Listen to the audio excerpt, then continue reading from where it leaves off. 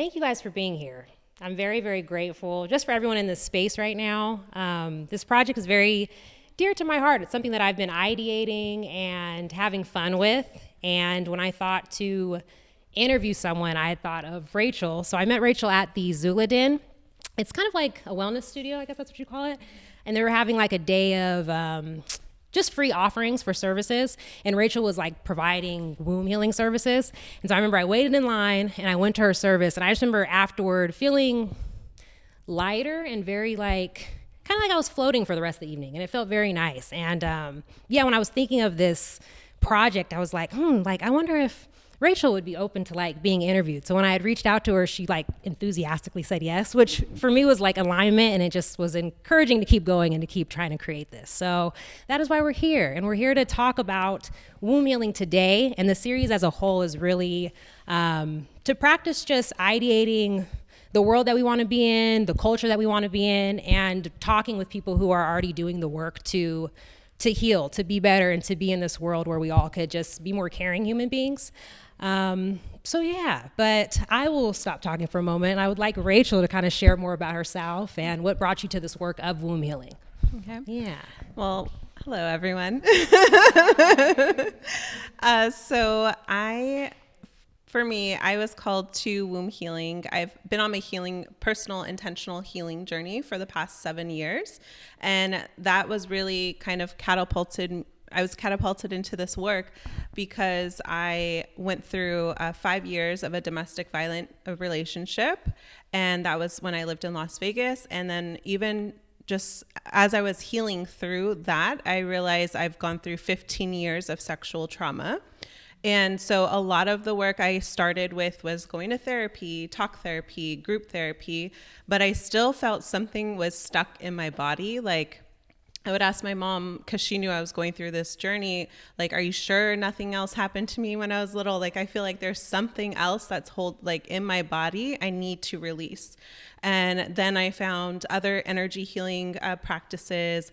I would go to sound baths. I would go and try different things. And I'm certified in all the things, but but I still felt something was missing. So I went deeper. I found a womb healer that was willing to be my mentor and just really started going into that work. And I felt like this is holistic for me because I felt the other practices I was doing was really just like, okay, more chakras and just like, oh, you're overbalanced or like imbalanced. And like just really being over into different areas with my body, but it still felt like I'm missing a component. And once I got into womb work, that's when I realized it's really my sexual energy as well.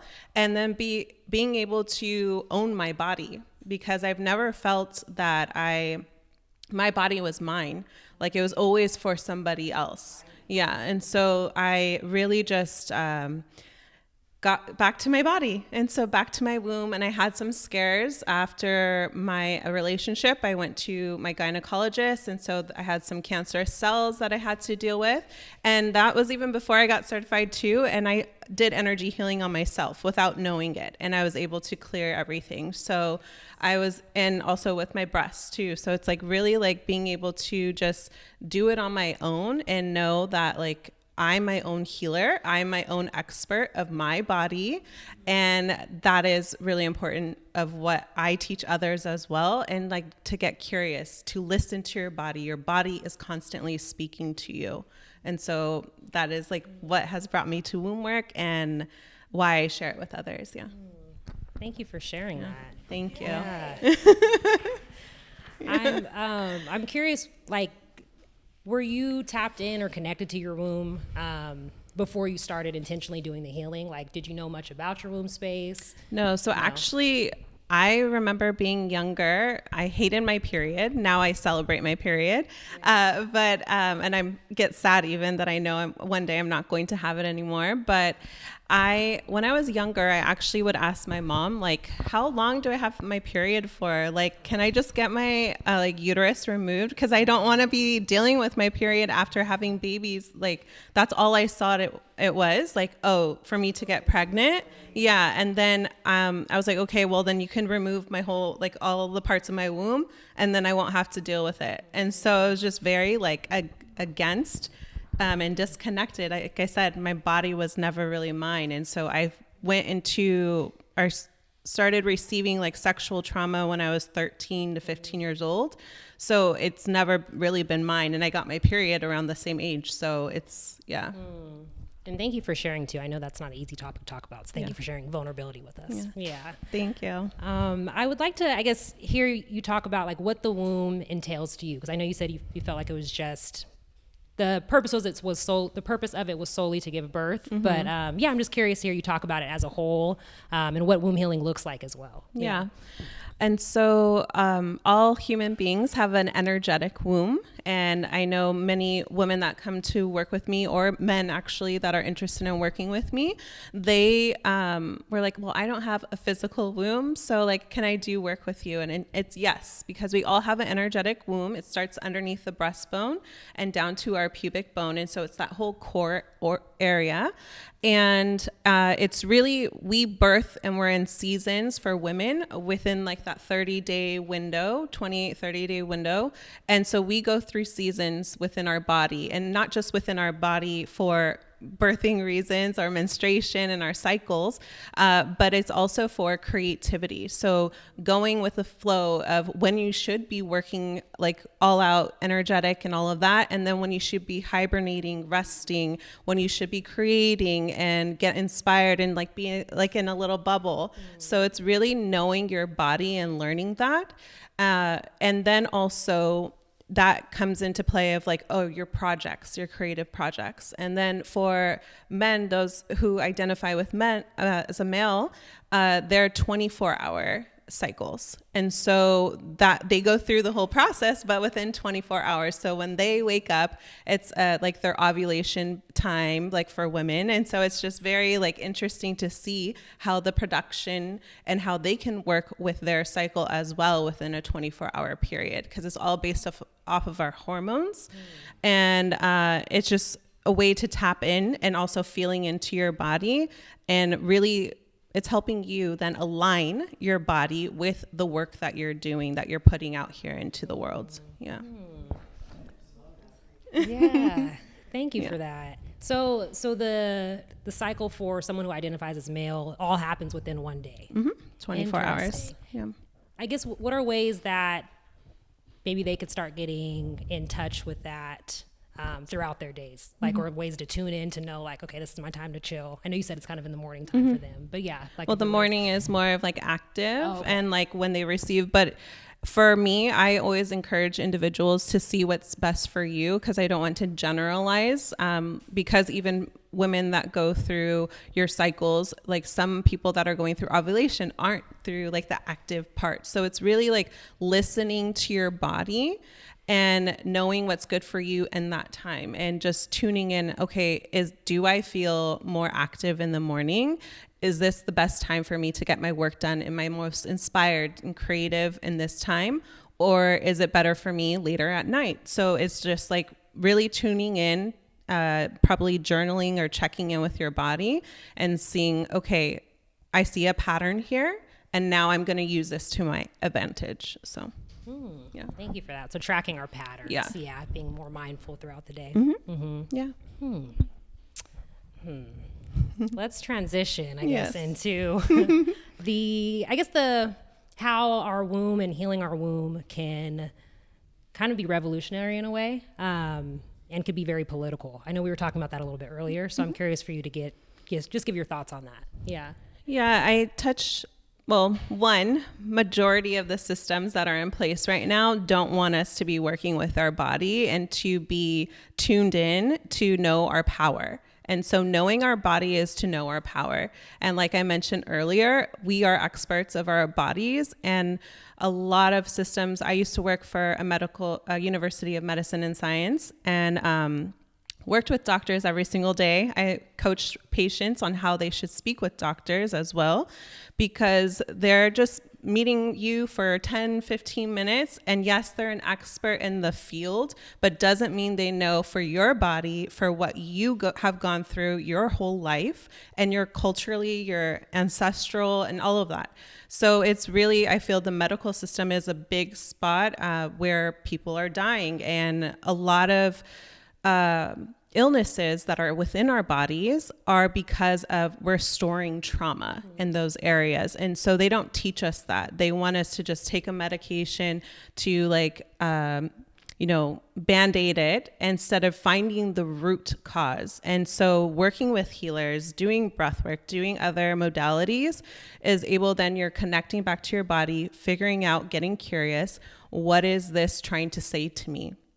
And how can I heal this through herbs, through other ways, naturally?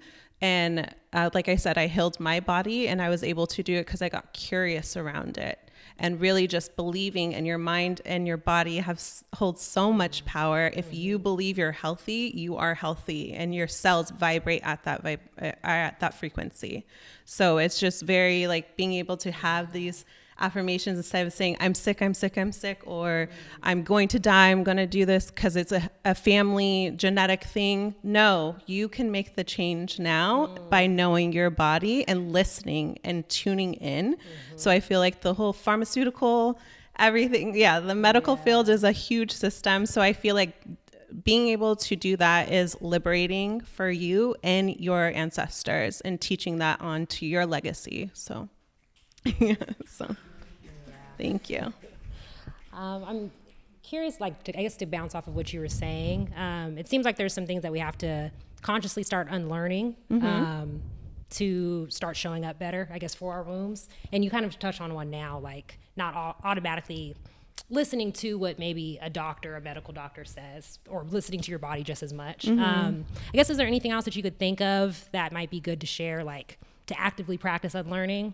Any just cultural norms like around our womb, or things of that sort? So, well, for one, as women, just really learning our cycles and like tracking and seeing the patterns. And with every menstruation that you have, you're really detoxing. And so if you are having pain, if the way your blood is even looking, the color of it, that gives you so much information, and it takes you back for the past month. So if you're able to really focus on it in that month, then you're able to see, okay, how can I make a shift and adjust, or what do I need to focus on and heal?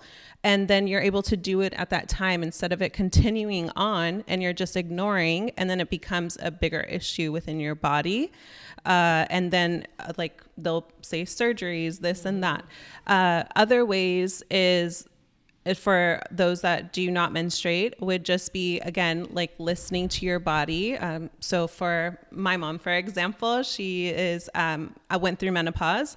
And so having her also like look at cycles of what are you going through and what are your emotions, the stressors and all of that. And so really tuning into that, because it can be very overwhelming. This world is overwhelming to individuals. So it's tuning in. We'll practice it for one of the somatic practices, is feeling into the sensations in our body and really checking in, like, okay, is this anxiety or is it excitement, or what is this causing? Because our thoughts that we have, a lot of individuals identify with those thoughts, and then that creates like these beliefs. So if we tune into these sensations instead of naming it and like putting a label on it, then we're able to get curious, like I said before, and then we can identify, okay, what is it that I really need to work on, and release it, so that we're not like just labeling ourselves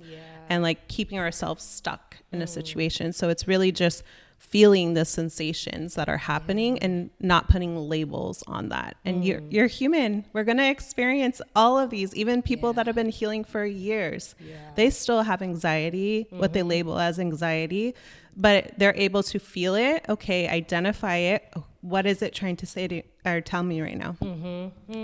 I love that. And I love that, like, you're talking about just the importance of our words too. Like, we could have these feelings come up, but it also, I think, correlates to how much we're talking, I guess, leaning into like the terror of it or like the hopelessness within it. So that's just a good practice. And to realize like our words are actually transforming ourselves cells. So I know a lot of people think maybe like affirmations and manifesting can be like woo woo, but it actually is really helping our health. So yeah, thank you for that. Yeah. I want to talk about you mentioned a lot about like just ancestral work and wisdom within your work. And so I'd love for you to talk more about that and how maybe your elders and your ancestors move through your work. Yeah. So for me, I'm a mix of like the colonizer and those that were colonized. So that really has played like a role in all the work that I do. Because my mom on the maternal side is the colonizer based, and then my dad's side has more of those that were oppressed. And so it's just really tuning in and seeing like the gifts and the struggles, but seeing it as medicine for me and seeing it as like, okay, how can I learn from these experiences? And also giving them compassionate forgiveness. Like that's been a big thing for me these past couple of months, actually, for the male ancestors I have, because I know a lot of them were rapists. And so it's like, okay, well, they're my grandfathers. They're sacred to me because they're teaching me something. There's lessons there. And so it's having compassionate forgiveness from them and also tuning into their loving essence. Like that, I can't say, oh, they're like a horrible person. Like, yes, the acts were horrible, but also then having that forgiveness. And then if I'm able to have that for them, I'm able to do it for myself. And so then I'm able to really, truly love myself and then move. That's helping me move and show up in the world in a different way. Because when I was younger, I was so confused. I like only identified with one side of my family. Like I'm mixed with like 28 like different lineages, but now I'm just focusing on ones that are calling to me, and I'm going to the land that I'm from, right? And really learning from them and having like tuning into what is it that they want me to learn. And so that's where I'm at on my journey right now of how I'm moving through this world in the next few years. Yeah. Thank you for sharing. Would you mind, I guess, sharing because you said you've been to some of the lands, like what are those lands? Yeah. So I'm indigenous of Mexico. And so my grandmother, I'm actually named after my dad's side. She passed away, but I was able to actually have a conversation with her to let her know I went through this experience of having a domestic relationship. And when I moved back after that, she died right after. So she told me, like, use your voice. You need to help other women with this. And she said that to me like on her deathbed. So it's like very, okay, I know I need to tune in more to her because she brings me, even in that relationship, I was like, I just want to talk to my grandmother. I just want to be back with my grandmother. So it's like really tuning in and nurturing these relationships that have, even though they've passed, there's still a relationship there. And then, so Mexico and then Spain, I went there. I've been on a traveling journey for the last year and a half. And when I went, my mother's lineage is from there, and she's also Portuguese, and I found out all these things about slavery, and I was just like, oh my gosh. And my womb was screaming when I was there. And I had to do so many healings on myself, like 4 hours long, like every single day, like to clear these things. And I was like, I need to come back and do more. And like even in a museum in Spain, I thought I was good and I saw a wall of all this horrible stuff and I was like, I cannot, like my womb started signaling to me like I need to like come back another time and clear more energy. So I'm going to be going to Spain and doing that for my ancestors and also just for just the people that they've done harm to, and then also clearing that energy for my family, that's my siblings and stuff here now. And then also in Egypt, so in North Africa, and I'm going to just explore Africa more in general. So all the other countries that are there that we are a part of. Yeah. Thank you for sharing. Yeah. I have 2 questions for that. One of them, you talked about your womb screaming. I guess, what does that look like for you? Because I feel like it's helpful for people to just see how that comes out in other people, so they can start connecting the ways that might come out in themselves too. Yeah. So for me, it's like really sharp pains, and I don't normally have painful periods or anything like that. Now that I do womb healing, and just really feeling like sharp pains or discomfort or a fieriness, like I'll get really hot sensation as well. And then I could just feel it coming up into my heart, because a lot of the connection is our womb has its own communication system, and then our heart, and then our mind. So then it like will come up into my heart, and I could feel like that, sensations of rapid heart rate, and like just having like a discomfort feeling in my body. And then it goes into my brain like, oh, this is like, I need to do something here. I need to work on something, do a clearing. Yeah. That's interesting. Thank you for sharing. Yeah. I also think about, I guess, when you were talking about forgiveness, and it seems like it's so very connected to womb healing and just healing in general, I guess. And I feel like that ties into world building, which we'll talk about too, how womb healing ties into that. But for you, how has that, I guess, the forgiveness that you've practiced with your ancestors, and how you've turned and practiced it to yourself, like how has that impacted how you forgive others that may harm you? Yeah, or have harmed you in the past? Yeah. So this actually came up for me a couple of weeks ago, actually. So I was able to do that with my ancestors, and then I forgive myself, and I do these certain statements that I will share is, I forgive myself for buying into the misunderstanding that and what it is, and then the truth is blank. And so I just keep going, and usually there's tears or laughs or smiles, but I just keep going. And it's whenever I feel called to do this, I do it. Instead of waiting, I'll do it later, or, before bed or something. When it comes up that I need to, I do it at that time.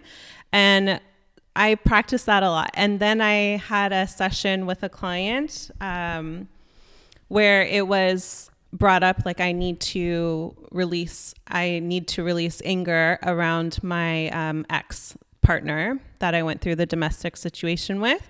And I didn't realize I was like, oh yeah, I forgave him, years ago. And then I was like, no, because he got away with certain things, and he still stalks me and all these things. So it's like, there's still pieces that I was holding on to. And I'm like, I really need to like forgive this, because it's for me. Like, I'm not going to harbor this anger anymore, and whatever happens.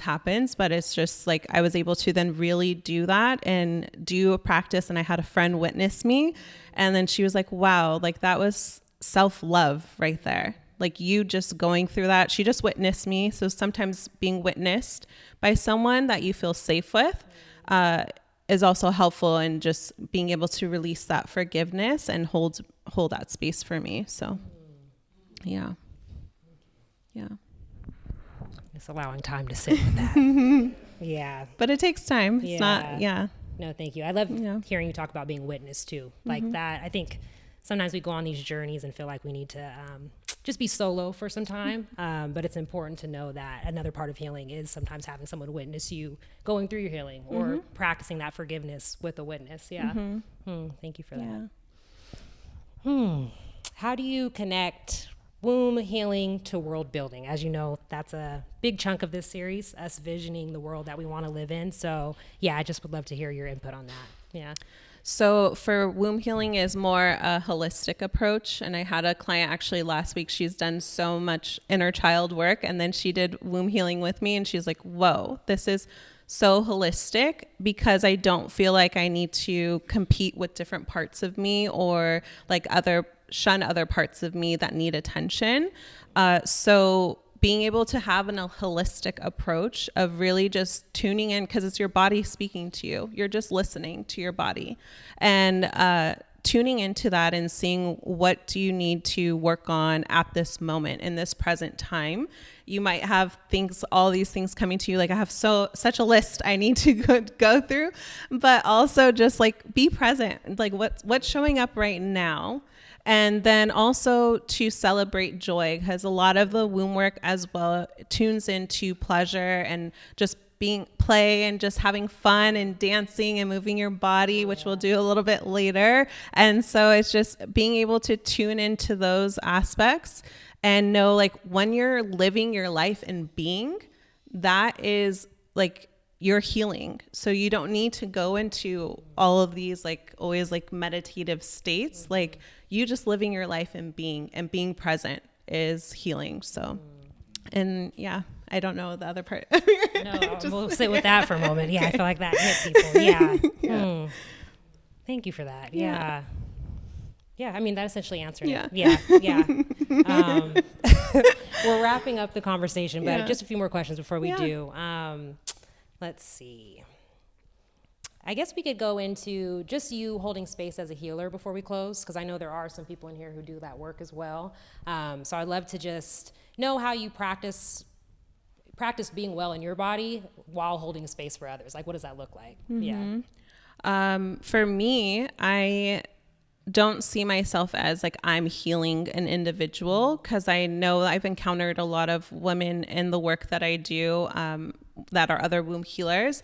They're like, how do you are so energetic afterwards? Are you just like, oh, just go on your day and like you don't take on anyone's stuff and they just told you like the deepest things? I'm like, because I'm just a channel and a vessel and a mirror, just reflecting what they need. I am not doing anything, and I'm just here and being with the divine, and that's it. And so for me, having that perspective of just like this, I'm just this mirror, I'm holding space for people. I'm not trying to project anything on them. I'm not trying to, they might bring stuff up in me that I need to heal, and I'll take note of that. But I don't like hold on to their energy, or I don't do that. And if I feel off in my body, again, it's listening to my body, then doing these different somatic practices, which we'll do today. And also just being able to clear, and I call in my ancestors every single time I do work. Even coming here today, I called in my ancestors to support me. And so just having them with me, I feel like I'm shielded from whatever it is. I'm held basically in like a loving embrace, and that I'm protected as I move through this world. And I truly believe that, and I trust in that. And so like having that connection, like a source of something that you're able to do that as a healer, I think is very needed. And also making sure that you're clear. Because I also work with coaches as well, other coaches and entrepreneurs, and being able to work on yourself, which is like the shadow work. And so if you are triggered as a healer or as a coach, and not to project that onto your clients or even onto other people, and really taking a step back and being like, okay, wow, like what was that about? And I need to work on myself, and, you know, like taking that time for you and not just going, because I know that happens a lot as well. We're trying to fill our calendars, if that's how you work, and you're seeing clients back to back, but sometimes you need space. And so being aware of that, having that space, having that time to reflect what's coming up for you is really important. Yeah. Thank you. I think that's very helpful for a lot of us to hear. Yeah. Well, I guess our last question, then we'll go into Q&A and takeaways. What are you currently dreaming into being, and also how do you hope to, I guess, what are your hopes for the future, like the collective future as well? Yeah. So collectively, my goal has been, at least it came through to me as in a meditation about 5 years ago, that I want to work with children, getting to the core, to the root, so that they don't have to go through the things like the certain traumas that I've went through. Yes, I can't protect everyone, but I feel that really getting to that root core of being able to have conscious conversations with them is so important, but I have to start with their parents. Their parents need to be a buy-in first. And so with me, it's really, and even if they're not a parent, but they're an aunt or an uncle, like I'm an auntie. So like being able to have conscious conversations with adults and them going through their healing experience as well, and just being more aware and seeing like where we've been subconscious for so long, and that's just the way we do things. No, like we can make a shift. And so being able to do that, and then really going into the core of with children and supporting them. So for me, it starts with the people that come to me for work, then we build with our community. And then from there, we're making changes and shifts in a bigger scale, because then we're getting to the children, and they're going to be different. It'll be these young ones are, they're already shifting and changing and healing so many of their own parents. How exciting. Because it'll be shifting into a new culture. The children coming up. Nice. And then, yes, I guess what's currently happening in your world? Yeah. So for me, because I'm now rooting in more into Mexico, Spain, and Egypt, I'm holding women through retreats in those spaces. And then it's so important for me for people to have support afterwards. And I notice a lot of the feedback, I've worked and facilitated in retreats before and gone on many, that many people felt they weren't supported afterwards. So for me, I'm including 6-month integration periods with all of the work that I do, because I don't feel they really need to work with me longer than that, because I provide the tools and other things that they can work. They're their own healer. I don't need to hold you longer than that. So being able to have this awakening, it's called womb awakening retreats. And so really having this awakening in the land that has held me, and that means something for me, and bringing women in, holding them in these spaces. And so Mexico has the theme of the heart, because my grandmother, and also just it's held me in grief and joy, but really being able to bring individuals in Mexico for a retreat in August that I have. And then next April will be in Egypt, and I've been living in Egypt multiple times this past year. And so being able the same thing, but within our third eye and connecting on a more spiritual level. And then in Spain, I'm going to hold individuals as well, but just really the fieriness of the womb and that shadow work that needs to be done. So those are what's happening, and I'm just going to do them yearly. And for those that are called, and then I want to expand to hold with partnerships, and also just open up more to men as well, because they keep wanting to work with me. So I work with them one-on-one, but I have also one-on-one packages. But just as a collective, men, they're feeling sometimes left behind. So interesting. They want to be a part of it. They're like, I don't want an island. You have this whole island of all these amazing women, but what about the men? So You're like, I could hold space for you too. Yes. Well, I think we have to plan a trip. Some of my girls in here. Womb awakening retreat. Well, thank you. I guess we could open up to Q&A if anyone has a couple questions. Feel free to raise your hand. I'm also very comfortable in silence, so I could sit here for a minute.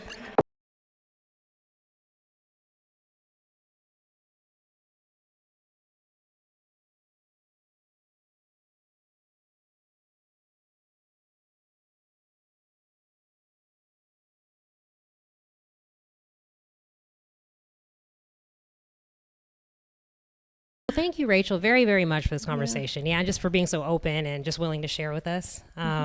We are going to go into the takeaways that Rachel's going to give us. And then I just want to just give a few notes for afterward. We'll transition right back into just the music vibes. There'll be food to eat, tea to have. And there's a QR code right here that has some reflection prompts. So if you do want to take a look at that and maybe chat with somebody, I welcome you to do that. We also have QR code links and just information for our lovely DJs, as well as Ari, who has created the Womb Wellness Tea Blend. If you want to tip them or give them some love. And we also have Rachel's information up there as well. So those are QR code for you. Yep. Yes. But we could get into the takeaways. Want to do that? Sure. Okay. So one that we'll do afterwards, I'm just going to introduce it now, is us just moving in our body. So we're going to have music play and just really tuning into our bodies and seeing like what kind of movement, not to just dance, but really how does my body want to express itself in this moment, in this present moment. And so it might be shaking or just what have you. So we're going to do that afterwards so we can get up and see and listen to our bodies. What is it that it's calling for right now?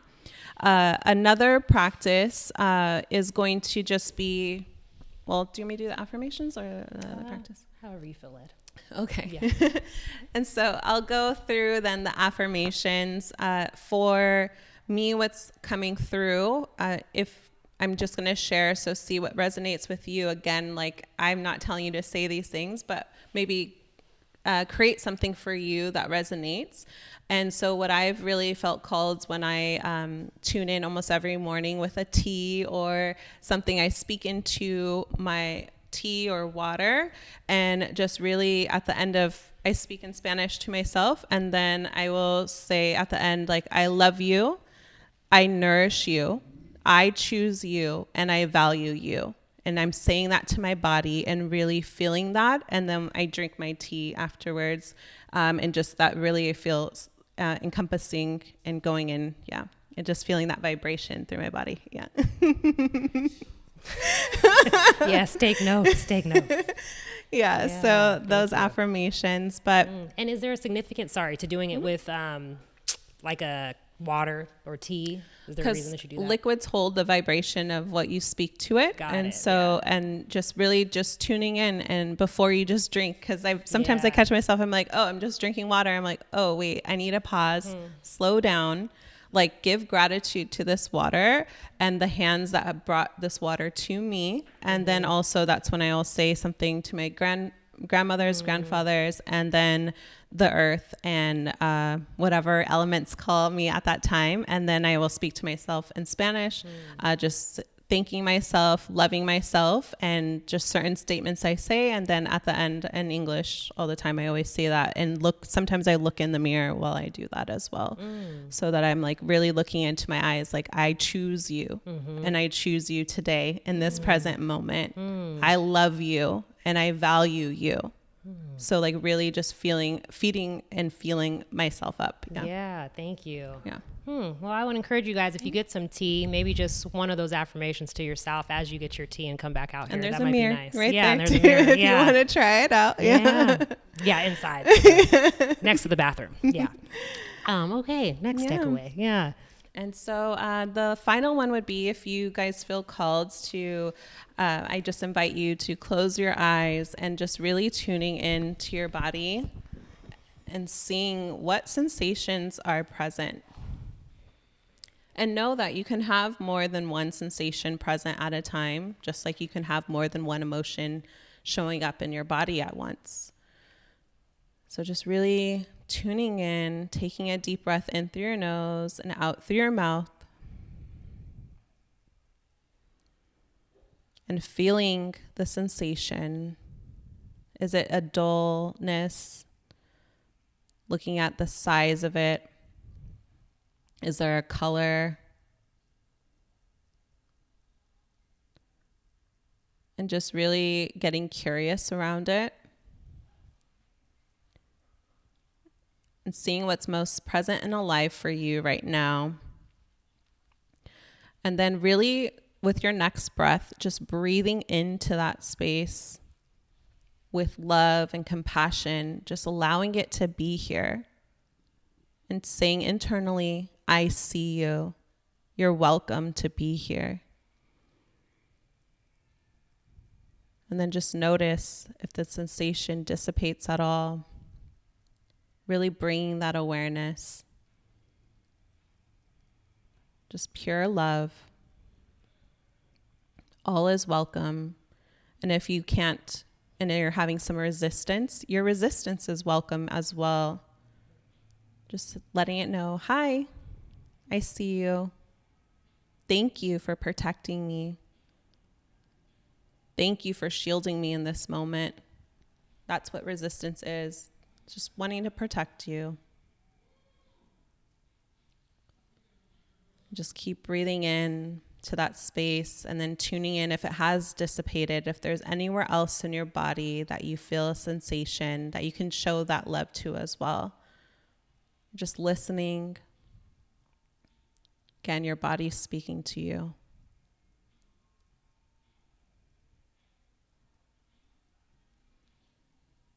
Just taking a moment to hug yourself, however you feel called, just so tightly, and say thank you, thank you, thank you.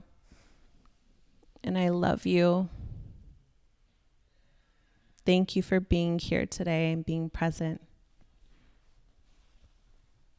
You can open your eyes if you feel called, or if you want to sit with that a little bit more.